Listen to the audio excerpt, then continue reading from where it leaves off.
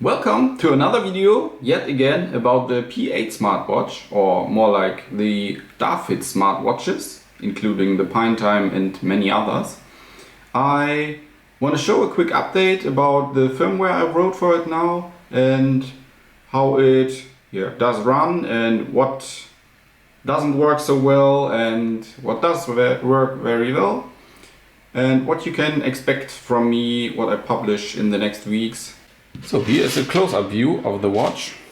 Who doesn't heard anything of this before, or who doesn't know what I am even talking about? The main thing is we have these very cheap smartwatches you can get for about $20 with the nRF52832 chip inside that you can reprogram via multiple ways like Arduino, Arduino or Python, and most of these watches have a locked bootloader, or a bootloader where the update file is signed and you cannot just update any firmware to it. But I found out that the DaFlasher watches uses a custom bootloader which can be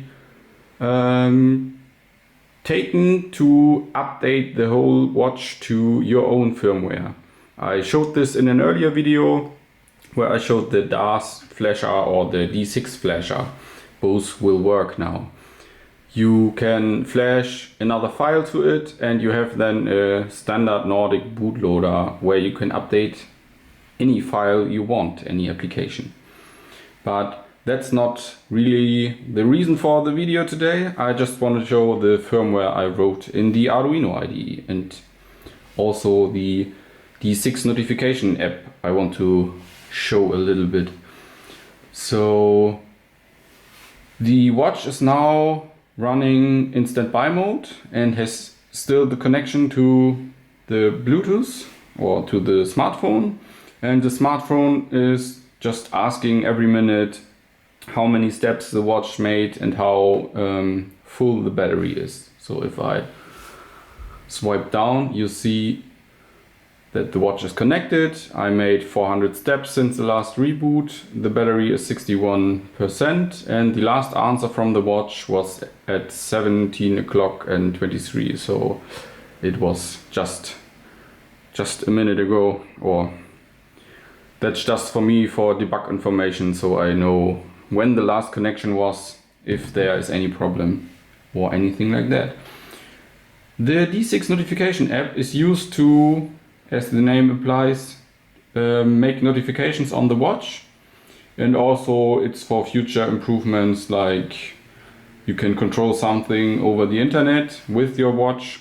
It will send a message to the app and the app will then make an HTTP request or something like that as you want. There are some settings in the app. Not all are working for the P8 watch because most of them are made for the D6 fitness tracker, where this app does also work. I can, for example, change the display, the backlight intensity, the vibration power and stuff like that. And my best feature right now is the do not disturb feature, where you can just make the app shut up so you don't get notifications in your sleep. Okay, but yeah, that's just a general overview. The firmware on the watch itself is now with enabled movement detection. This is done via a timer that will get called every 40 milliseconds. We are the second RTC, and it will just ask the acceleration chip if it is in a specific position. So if I hold the watch like this and move it, then it will not turn on the display.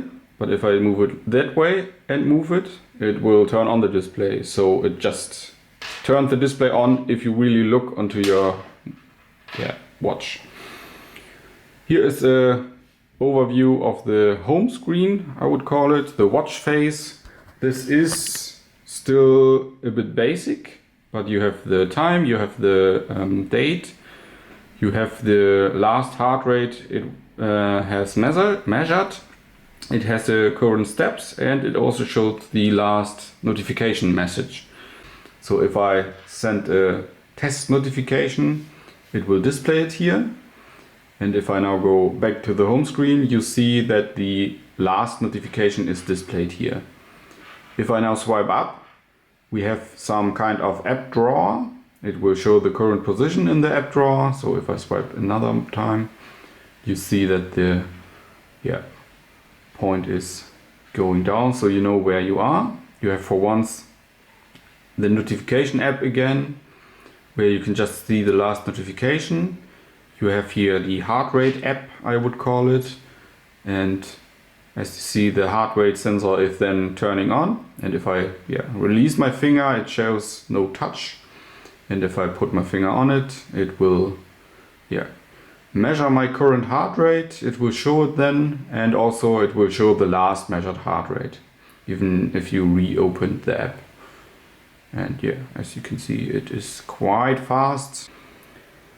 Also, we have here, for example, the possibility to reboot. I press no for now, or we can go into the bootloader mode to reflash it. But that is also possible via the app. So you just use the DaFlasher or the DaFlasher app to flash another firmware onto it. Unfortunately, I am still having some problems with something that freezes the firmware. So if I go totally crazy, I hope it will happen now. Now it's lost. Somewhere it didn't work anymore, and the watch timer resets the watch to the default values. But when the watch is connected to the app again, it will reset the time and is working fine again. But that's a problem I'm still working on. After that, the firmware is quite good. The power consumption is at around 700 microampere in deep sleep, which can of course be a lot better, but it's just my current status, and it should go down in the next weeks, which is the next thing to work on after the reboot failures. Okay, stay tuned for the release and for my next update on it. Till next time, bye.